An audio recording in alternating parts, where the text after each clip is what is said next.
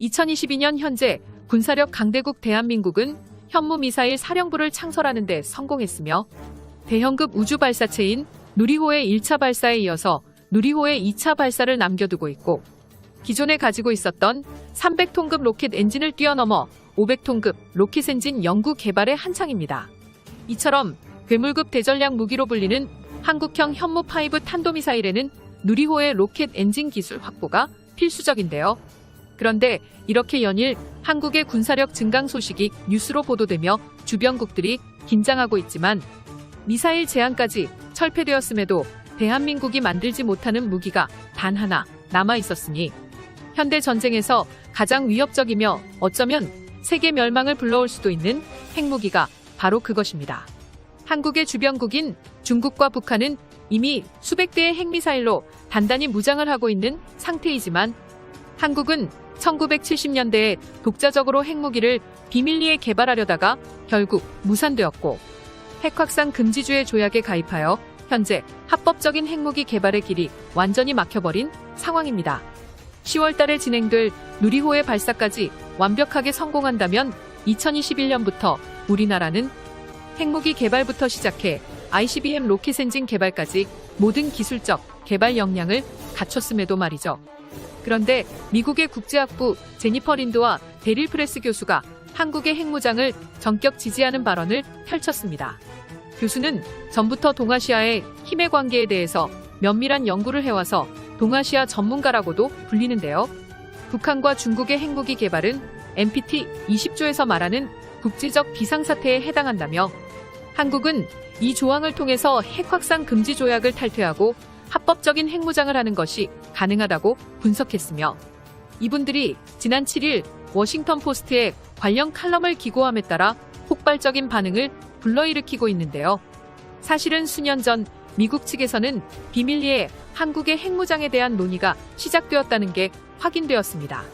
그리고 지난 9월 미국이 갑작스레 한국의 핵연료 재처리 기술을 승인하는 뜻밖의 일이 벌어졌죠. 핵연료 재처리 기술은 원자력 발전소, 우라늄이나 플루토늄을 재사용함으로써 원전의 효율을 늘릴 수 있는 획기적인 기술이지만, 이를 통해서 핵무기를 만들 수 있다는 우려가 있기 때문에 이 기술이 허용되었다고 해서 한국이 지금 당장 핵무기를 만들고 있다는 것은 아니지만, 한국은 허가만 떨어지면 6개월 이내에 핵미사일을 실전 배치 가능한 정도의 기술력을 가지고 있는데, 이를 승인했다는 사실은 한국의 핵무장에 암묵적으로 힘을 실어준다는 분석이 나오고 있습니다. 그렇지 않아도 독자적인 기술로 SLBM을 개발하여 잠수함에 탑재할 수 있게 되었는데, 이러다가 정말 한국이 그 무시무시한 핵잠수함을 운영하게 되는 것이 아니냐는 말도 나오고 있죠. 실제로 한국의 핵무기 금지 조약은 걸보기로는 핵무기 개발을 금지하는 평화적인 내용으로 보이지만, 조약 가입 이전에 이미 핵무기를 보유한 국가들은 크게 제약을 받지 않고 실제로 미국이 그러하다는 점에서 강대국들이 후발 주자들을 상대로 사다리 걷어차 이야기를 하는 것뿐이라는 비판에 직면하고 있습니다. 이러한 여론에 힘입어 미국 정부도 한국의 핵무장에 대해서 공식적인 의견을 발표한 내용은 없지만, 한국의 핵 관련 기술 제한은 상당 부분 관대하게 허용하면서 암묵적인 찬성 기준을 보이고 있습니다. 이들의 주장을 한마디로 요약하면 한국의 핵무장만이 중국이 행동하는 국제 문제의 유일한 해결책이라는 것입니다.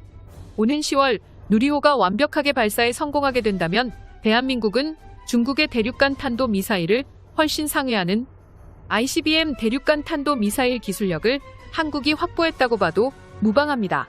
한민족의 강대한 미래, 2030년대 핵탄두를 장착한 현무용 미사일 100발 정도만 갖추고 있어도 한국의 영원한 주적인 중국 전역을 말 그대로 석기시대로 되돌릴 수 있는 힘을 한국이 가지게 되는 것이죠. 현재 한국은 핵미사일 전력의 가장 중요한 다탄두 기술력을 개발하고 있습니다. 다탄두 미사일이란 한 발의 현무5 미사일에 여러 개의 탄두를 싣고 대기권 밖에서 분리시켜 각각 다른 목표를 동시에 타격하는 무기로 현존하는 탄도 미사일 중에서도 가장 강력한 신무기입니다. 우주를 뚫고 나가 대기권 밖에서 탄두를 분리시키기 때문에 유효 사거리라는 게 사실상 의미가 없어지며, 한 발의 현무 핵미사일만 있어도 베이징과 상하이, 광저우 등 주요 거점을 확실하게 타격하게 됩니다. 이처럼 미래의 한국이 개발한 현무 핵미사일 한 발이 현무포 미사일 1000발보다 강력한 순간화력을 갖추게 되는데요. 다탄두를 적용해 현무 핵미사일 탄두의 파괴력을 세계 최강 수준으로 끌어올릴 계획이며 여러 발의 탄두가 한꺼번에 날아와 일본과 중국의 방공망으로 절대로 요격하지 못하는 대전략 무기로 탄생할 계획이죠. 이러한 가운데 현재 국제사회의 질서와 한국의 핵무장 가능성에 대한 커다란 파문이 일어나고 있습니다.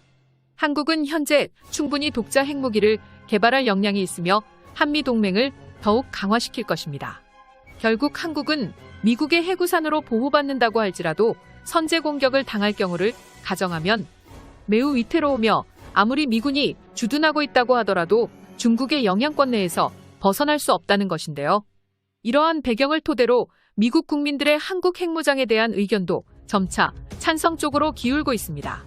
메릴랜드 대학교에서 실시한 여론조사에 따르면 미국인의 40%가 한국군의 핵보유를 찬성했으며 이러한 방법이 북핵 문제를 해결할 최선의 방법이라고 생각한다는 의견을 보였습니다.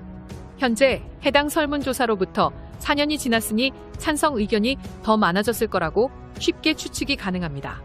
그래서 두 교수는 이런 복잡한 상황을 해결할 방법은 한국의 독자적 핵무장밖에 없다는 결론을 내렸습니다. 중국의 힘이 커진 상황에서 한국은 핵무기를 통해서 정치적인 독립과 안보 유지를 많은 관계자들이 핵 확산 금지 조약 가입국인 한국이 함부로 핵무기를 개발했다가는 북한처럼 경제 제재를 받고 국제적인 왕따가 될 가능성이 매우 크다고 우려하는 것과는 정반대의 의견이죠. 모두가 알다시피 한국의 군사력은 약 20년 만에 세계 12위에서 6위까지 상승했으며 세계에서도 손꼽히는 강대국 중 하나로 등극했는데요. 특히 한국 육군의 활약은 중국과 전면전을 하게 되더라도 한 달 넘게 대등하게 싸울 정도라는 분석이 있으며 얼마 전 한미 정상회담을 통해서 미사일 사거리와 탄두 중량 제한을 철폐하며 화력이 더욱 증폭되고 있죠.